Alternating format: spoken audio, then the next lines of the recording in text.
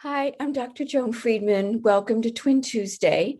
I'm very excited to answer a question that someone sent in to me. It's very wonderful to get your questions. This is a woman who has 2.5-year-old fraternal twins, and she's asking questions about sharing possessions.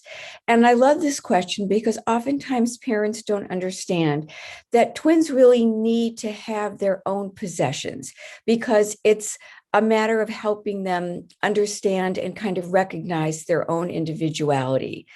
So she explained that she had bought boys both lunch boxes that were different and water bottles that were different, and yet they kept exchanging them between the two, and then they didn't remember whose was who, and then of course there started to be fighting, and it sort of defeated the whole purpose of having them have their own possessions and not sharing.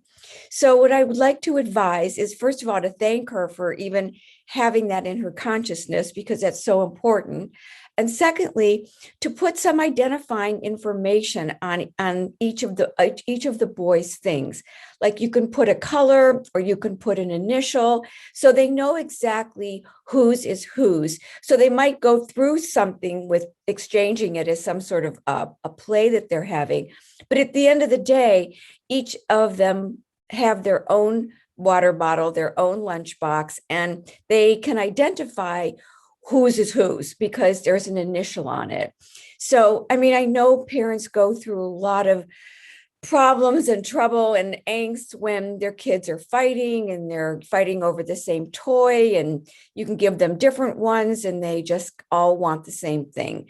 But this idea of having a few of their own possessions that are marked that they don't have to share is really important, because it helps them mark their own separation and their own individuality. So thank you very much for listening, and I'll see you in a few weeks. Bye-bye.